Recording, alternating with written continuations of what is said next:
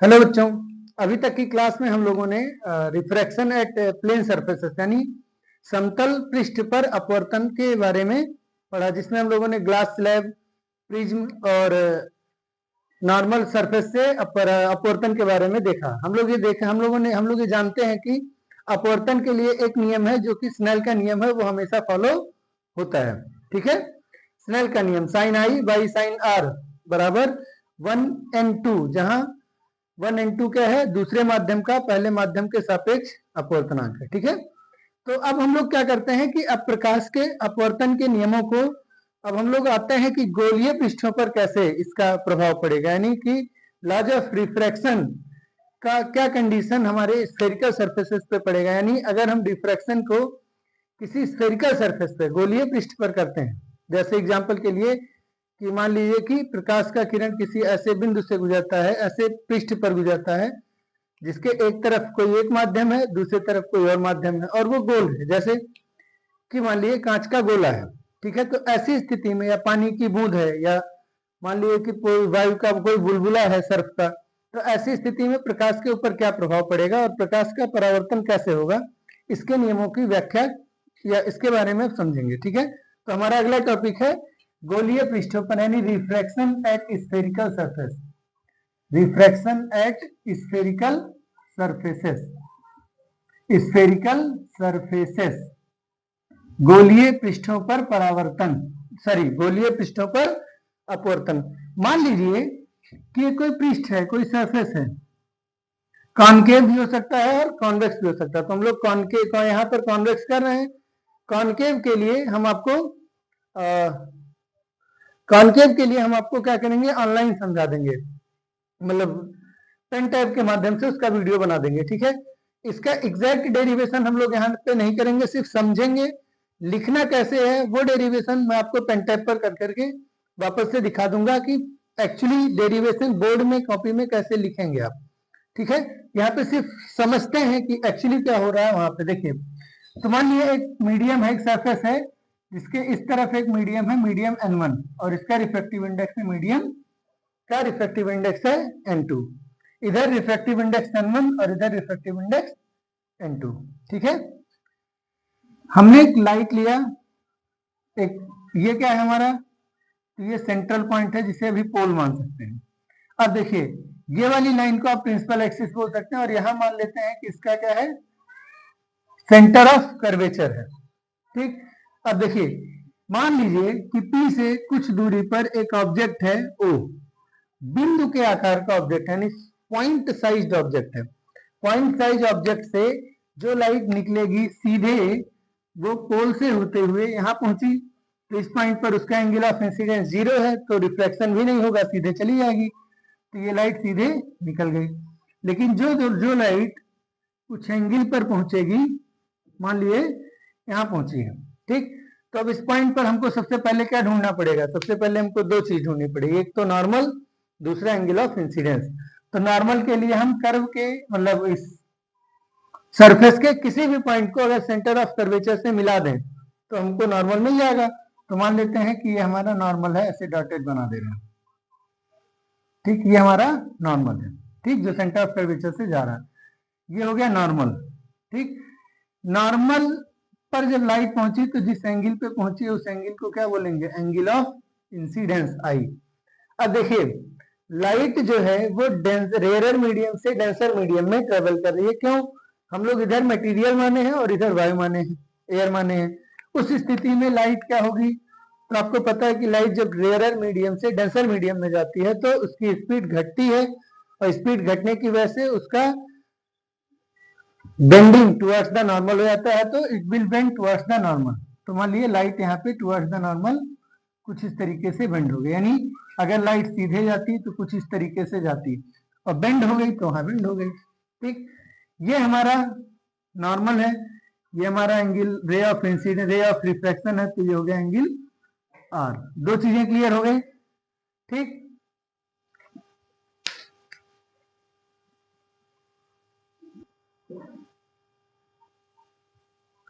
ठीक, तो ये देखिए इतना क्लियर हो गया, ये एंगल ऑफ इंसिडेंस, ये एंगल ऑफ रिफ्लेक्शन। अब अगर हम चाहें तो यहाँ सारे चीजों का नाम लिख लेते हैं। ये ओ हो गया, यहाँ पे जहां पे ऑब्जेक्ट बनका इमेज बना इसको नाम रख देते हैं आई। तो ऑब्जेक्ट उसका इमेज आई। क्लियर? जो ये पॉइंट है इसका नाम रख दे रहे हैं ए, मान लेते हैं ये पी है, और ए से अगर हम प्रिंसिपल एक्सिस पे परपेंडिकुलर ड्रा करें तो उसका नाम हो जाएगा, मान लेते हैं कुछ भी रख सकते हैं, ओ रख देते हैं। सॉरी, ओ तो पहले से है तो हम इसका नाम रख देते हैं एम। ठीक है, इतनी बात क्लियर हो गई। अब हमारे पास कुछ एंगल्स दिख रहे हैं। हमारा मेन काम क्या है? हमारा मेन काम है कि हम स्नेल के नियम का पालन करें, यानी कि स्नेल का नियम का एप्लीकेशन करें। तो वो हो जाएगा 1 and 2, जिसकी वैल्यू होती है n2/n1। ठीक, तो हम लिख सकते हैं n1 sin i is equal to n2 sin r। अगर हमको किसी तरीके से i और r की वैल्यू या sin i और sin r की वैल्यू मिल जाए तो हमारा काम चल जाएगा, हमारा इक्वेशन क्लियर हो जाएगा। अब देखिए, एंगल आई और एंगल आर दो एंगल्स हैं जो एंगल ऑफ इंसिडेंस है और एंगल ऑफ रिफ्लेक्शन है रिस्पेक्टिवली। वो एक ऑब्जेक्ट है जिसका एक फाइनल इमेज बना है आई पर। ठीक, पीएम एएम परपेंडिकुलर है, पी पोल है।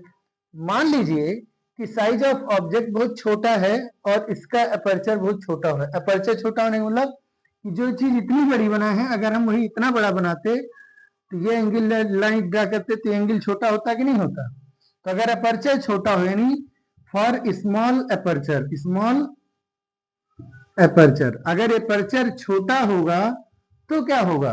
तो क्या होगा? बाकी डिस्टेंस यानी ओपी की तुलना में, पीसी की तुलना में, पीआई की तुलना में अगर हाइट ऑफ ऑब्जेक्ट बहुत छोटा है और अपर्चर ऑफ मिरर स्मॉल है, सॉरी अपर्चर ऑफ सरफेस बहुत स्मॉल है, तो ऐसे केस में क्या होगा? Angle of incidence, angle of reflection, ये वाला एंगल, ये वाला एंगल और ये वाला एंगल सारे के सारे क्या होंगे? बहुत ही छोटे होंगे। तो for small aperture angle of incidence I, angle of reflection R, angle A O P, angle A C P और angle A I P will be small. कैसे होंगे? स्मॉल होंगे। लेकिन ये कब है? जब अपर्चर छोटा हो और साथ ही साथ ये डिस्टेंसेस साइज ऑफ ऑब्जेक्ट के कंपैरिजन में कैसी हो? बहुत ही छोटी हो। जैसे हमने पॉइंट साइज ऑब्जेक्ट माना है, तो ये पॉइंट साइज ऑब्जेक्ट के कंपैरिजन में ये डिस्टेंसेस ओपी, पीसी या पीआई ये बहुत ही ज्यादा है, यानी हाइट ऑफ ऑब्जेक्ट और height of image as compare to this distances should be very small, बहुत छोटा होना चाहिए।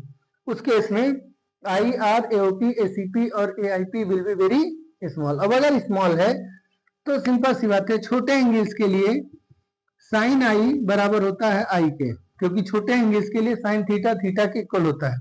इसी तरीके से साइन आर भी इक्वल होगा इसके आर के, और इसी तरीके से tan थीटा इक्वल होता है लगभग लगभग थीटा के, किसके लिए? छोटे एंगल्स के। और साइन थीटा इक्वल होता है थीटा के लिए। ये आप चेक कर सकते हैं, पर ध्यान रखना है थीटा किसमें रहेगा? In the terms of radians रहेगा। किसमें रहेगा? एसआई यूनिट में रहेगा, रेडियन में। ठीक है, तो छोटे एंगल्स के लिए साइन आई और साइन आर की वैल्यू सीधे हो गई आई और आर। तो जो हमारा ये इक्वेशन था बदल के हो गया n1 into I is equal to n2 into R. इसका नंबरिंग कर लेते हैं, इक्वेशन नंबर 1 मान लेते हैं। ठीक है, इक्वेशन नंबर 1 ध्यान रखना है। इक्वेशन नंबर 1 मैं यहां लिख दे रहा हूं क्योंकि मुझे यहां मिटाना पड़ेगा। तो हो गया n1 into I is equal to n2 into R. ये इक्वेशन है 1 हमारा। इतना क्लियर है? कोई प्रॉब्लम? इमेज दिख रहा है सब कुछ? अब ध्यान से देखिए इसके बाद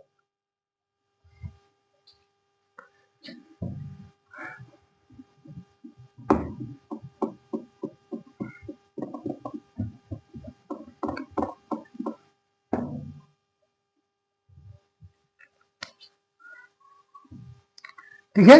अब देखिए एंगल ए ओ पी। ऐसे एक चीज और, अगर ये अपर्चर छोटा है तो ये डिस्टेंसेस छोटे होंगे, यानी पी पॉइंट और एम पॉइंट को नियरली क्या मान सकते हैं? कोइंसिडेंस मान सकते हैं। यानी point M coincides with coincides with किसके, पी के, फॉर स्मॉल अपर्चर। अगर द्वारक छोटा है, मिरर का सरफेस का द्वारक यानी सरफेस छोटा है, बहुत ज्यादा, रेडियस ऑफ कर्वेचर बहुत, मतलब साइज उसका छोटा है इस सरफेस इस चीज का, तो हम मान सकते हैं कि पॉइंट P और पॉइंट M के बीच जो डिस्टेंस है वो नेग्लेजिबल होगा, तो P और M लगभग लगभग एक ही पॉइंट होंगे। In that case tan of angle AOP बराबर क्या होगा, तो एंगल होता perpendicular by base AM by OM या MO, AM बाई MO, लेकिन हम M को क्या माने हैं, P माने हैं, तो it will be PA by PO। Similarly अगर हम tan एंगल ACP निकालें तो क्या आएगा, यह आएगा PA डिवाइडेड बाई PC। अगर हम tan एंगल AIP निकालें तो आएगा PA डिवाइडेड बाई PI। ठीक, और छोटे एंगल्स के लिए tan थीटा भी थीटा के इक्वल होता है, तो ये एंगल हो गया एंगल AOP, ये हो गया एंगल ACP और ये हो गया एंगल AIP। इतने में कोई दिक्कत, क्लियर है? अब अगर ये चीज समझ में आ गई तो थोड़ी सी ज्योमेट्री लगाएंगे, हमारा काम खत्म हो जाएगा। ठीक है, देखिए ध्यान से कैसे। एक ट्रायंगल है अपने पास AOC, दिख रहा है, एक ट्रायंगल है अपने पास AOC, एंगल ट्रायंगल है AOC, कहाँ है AOC, जिसमें ये वाला एंगल है बाहर यानी एक्सटीरियर एंगल। एक्सटीरियर एंगल्स की प्रॉपर्टी क्या होती है, मतलब ऐसे है, ध्यान से देखो तो इस तरीके का है, इस तरीके का, ये है आपका I, ये एंगल और ये एंगल हमें पता है। ठीक है, ऑब्वियसली I एक्सटीरियर एंगल है, तो तीनों एंगल्स का सम 180 होता है, इसका सम 180 होता है, इसका और इसका सम भी 180 होता है, तो ये वाला एंगल इन दोनों के सम के इक्वल होगा। तो कह सकते हैं from triangle AOC I is equal to angle AOP plus angle ACO या P लिख सकते हैं। ठीक है, I किसके इक्वल हो गया, AOP और ACP के सम के इक्वल हो गया कि नहीं हो गया, क्लियर है? अब देखिए एक और ट्रायंगल है अपने पास, कौन सा, एक ट्रायंगल है AC और I का, AC और I का। ठीक है, एंगल AC और I, जिसमें हमारे पास इन ट्रायंगल AC और I हमारे पास क्या आएगा, एंगल R प्लस एंगल ये वाला मिलके किसके बराबर होंगे, इस एंगल के होंगे कि नहीं, तो angle R plus angle AIC, angle AIC, तो जो एंगल है AIC वही एंगल है AIP भी, तो C की जगह क्या लिख सकते हैं, P, तो R प्लस AIP ये वाला एंगल का सम इक्वल होगा ACP के, ये होगा एंगल ACP के, यहां से R इक्वल टू आया angle ACP minus angle AIP। अब देखिए आपको R की वैल्यू मिल गई, आपको I की वैल्यू मिल गई, I और R की वैल्यू मिल गई, तो हम इस इक्वेशन में पुट कर सकते हैं कि नहीं कर सकते हैं, बिल्कुल कर सकते हैं। तो अगर हम इस इक्वेशन को यहां पुट करें और इनकी वैल्यू ऊपर रखी हुई है, वो सब कुछ मिला के यहां पुट करें, तो हमारा इक्वेशन क्या बन जाएगा, लिख लेते हैं। तो इन सभी की वैल्यू रखने से समीकरण 1 से क्या मिलेगा, फ्रॉम इक्वेशन 1 वी गेट क्या मिलेगा, n1 की जगह क्या रख सकते हैं, AOP plus ACP, angle AOP plus angle ACP is equal to N2 into angle ACP minus AIP, angle ACP minus angle AIP। यहां तक आपका फिजिक्स इंपॉर्टेंट था।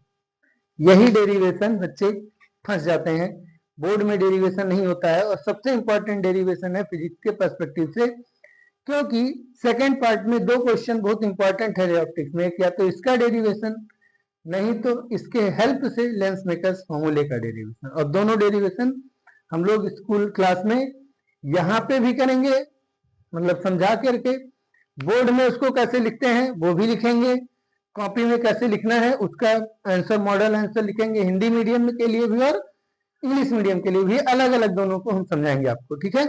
चलिए देखिए ध्यान से, यहां तक क्लियर है। अब AOP की जगह क्या रख सकते हैं, AOP की जगह रख सकते हैं PA बाई PO, तो रख दीजिए। तो हो गया आपका N1 into AOP PA by PO, PA by PO plus ACP PA by PC equals to N2 ACP PA by PC minus AIP PA by PA by PI। Clear है इतनी बात। अगर ये आपको समझ में आ गया, PA पूरे में कॉमन है, बाहर निकाल के काट दीजिए, कट गया तो हो जाएगा N1 by PO plus N1 by PC equal to N2 by PC minus N2 by PI। अब चेक करिए PO क्या है, P से ऑब्जेक्ट का डिस्टेंस, PC क्या है, P से PC का डिस्टेंस, और PI क्या है, P से I का डिस्टेंस। क्लियर है, इसका स्क्रीनशॉट लेना है तो ले सकते हैं, ठीक है, ओके। अब लास्ट ऑप्शन, लास्ट स्टेप अपना, फिर इस पर क्वेश्चंस करेंगे, इसको समझना बहुत ही इंपॉर्टेंट है, ढेर सारे सवाल हैं इस फिगर पर, इस कंसेप्ट पर बहुत सारे क्वेश्चंस आते हैं पेपर में। मैं आपको क्वेश्चंस प्लेलिस्ट बना करके पेन टैब के माध्यम से भी ढेर सारे वीडियोस मैं उस पर डाल दूंगा, आप उसको देख सकते हैं। सो हमारे पास आया क्या, N1 बाई PA को कॉमन लेके कट कर दिए हैं, तब लिख रहे हैं N1 by PO plus N1 by PC is equal to N2 by PC minus N2 by PI। कर सकते हैं, ठीक है।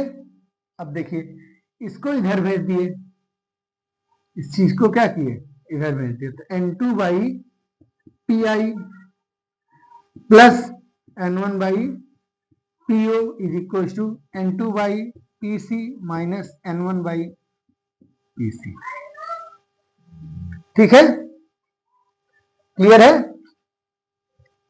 इतने में कोई प्रॉब्लम किसी को। अब चेक करते हैं PI क्या है, PO क्या है, PC क्या है। PI है इमेज का डिस्टेंस फ्रॉम पोल, इमेज का डिस्टेंस, और अभी इस केस में इमेज किस तरफ है, तो इस केस में इमेज इस तरफ है, उस तरफ जिस तरफ लाइट की डायरेक्शन है, लाइट की इनिशियल डायरेक्शन इसी तरफ है, ऑब्जेक्ट भी उसी तरफ है, इमेज भी, तो ऑब्वियसली हमारा ये वैल्यू B होगा, लेकिन कैसा होगा, पॉजिटिव में। PO क्या है, ऑब्जेक्ट डिस्टेंस, यानी distance of object, distance of object किस तरफ है चेक करते हैं, तो P से O इधर आना पड़ेगा, जबकि इंसिडेंट रे इधर जा रही है, तो इंसिडेंट रे के अपोजिट डायरेक्शन में आ रहे हैं, तो डिस्टेंस कैसा लेंगे, माइनस में, सो माइनस U। ठीक, अब बचा क्या, PC।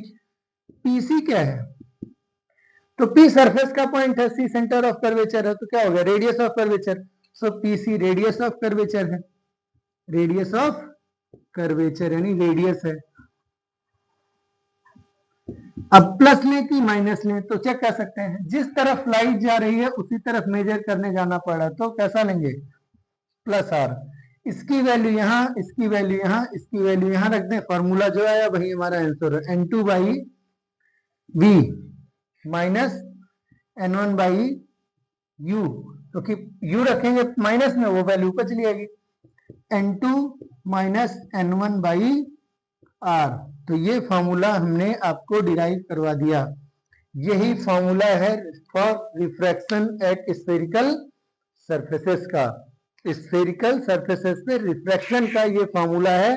Is that clear? Check कर लिए, कोई दिक्कत हो तो बताइए। कमेंट में आप हमको कोई भी प्रॉब्लम अपनी लिख सकते हैं, आपके प्रॉब्लम्स का सोल्यूशन दिया जाएगा।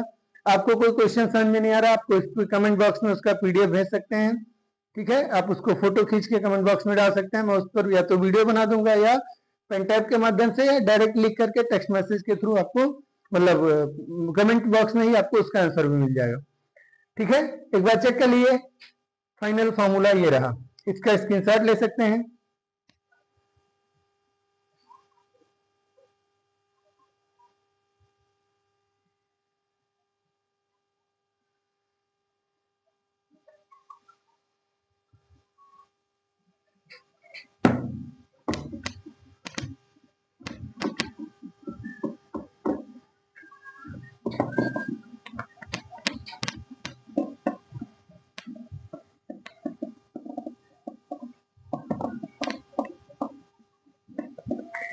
एक बार फिर से सेम चीज का हम इमेज बना के आपको समझा रहे हैं कि क्या क्या हो रहा है।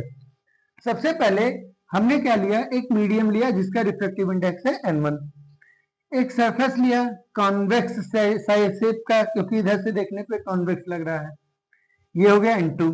अब यहां से एक प्रिंसिपल एक्सिस गई, इस तरफ रिफ्रैक्टिव इंडेक्स N1, इस तरफ है रिफ्रैक्टिव इंडेक्स N2।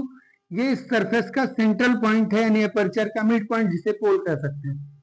और मान लेते हैं कि C इसका सेंटर ऑफ कर्वेचर है, तो रेडियस ऑफ कर्वेचर कितना हो गया, P से C R हो जाएगा, ठीक है। अब यहाँ कोई ऑब्जेक्ट रखा हुआ है, पॉइंट साइज का ऑब्जेक्ट है। आपको मेन दिक्कत है कि आप इमेज भूल जाते हैं, सबको भूलता है, हम लोग भी भूलते थे, जब पढ़ते थे, पढ़ाते थे, पढ़ाते समय भी भूल जाते थे। तो क्या होता है, हम लोग बुक देख लेते हैं, आपको एग्जाम में बुक कैसे देखने को मिलेगा, मान लीजिए भूल जाए तो आपको भूलना ही नहीं है। क्यों नहीं भूलना है, उसका टेक्निक है, देखिए कुछ याद करना नहीं है, सरफेस बना लिया कोई दिक्कत नहीं है, लाइन खींच लिया कोई दिक्कत नहीं, पी सी सब कर लिया। अब आपका जहां मन करे आप लेफ्ट साइड में कहीं भी ऑब्जेक्ट रख सकते हैं, जहां मन करे। एक ऑब्जेक्ट हमने अपने मन से जहां मन किया रख दिया।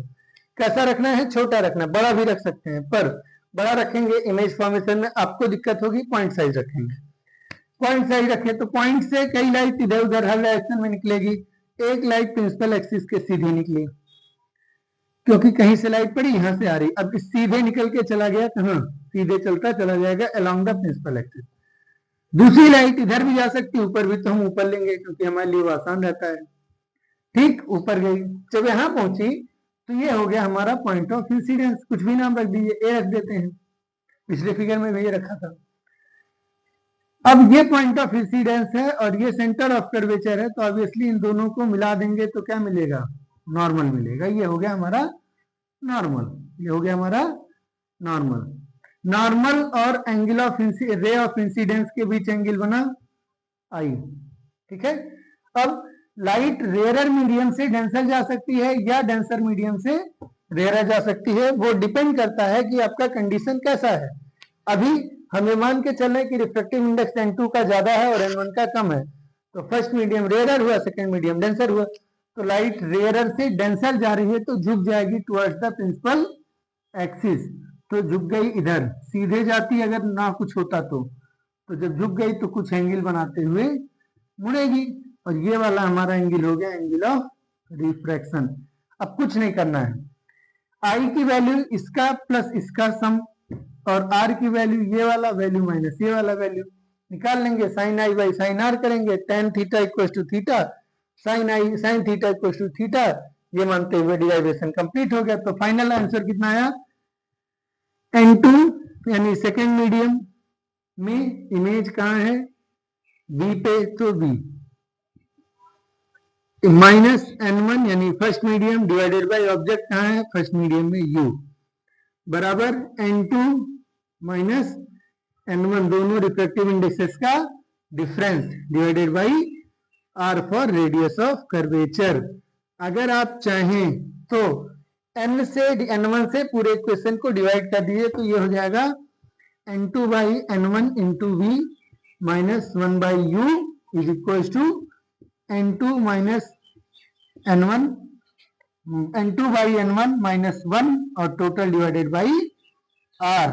अगर हम n1 से पूरे इक्वेशन को डिवाइड कर दें तो इससे हमको क्या फायदा है, तो ये हो गया n2 बाई n1 क्या था, n2 बाई n1 n2 था, refractive index of 2 with respect to medium 1, तो हम इसको लिख सकते हैं refractive index of 2 with respect to 1 n2 by b minus 1 by u बराबर 1 n2 माइनस 1 बाई r। पर मैं पर्सनली आपको सजेस्ट करूंगा, एडवाइस करूंगा कि आप यही फॉर्मूला याद रखिए, इसमें कभी दिक्कत नहीं होगी।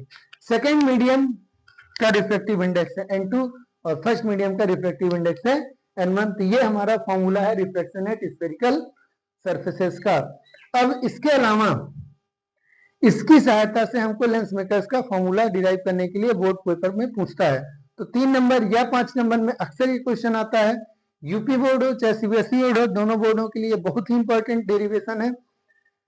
सेकेंड पार्ट में रे ऑप्टिक्स में सबसे इंपॉर्टेंट डेरिवेशंस में से एक डेरिवेशन है ये, हम लोग इसका एक क्लास में कर लिए हैं, रिफ्रैक्टिव इंडेक्स कॉन्वेक्स सरफेस के लिए, कॉनकेव के लिए और हिंदी और इंग्लिश मीडियम के लिए अलग अलग वीडियो बना करके मैं आपको इस चीज को समझा दूंगा फिर से एक बार, ठीक है।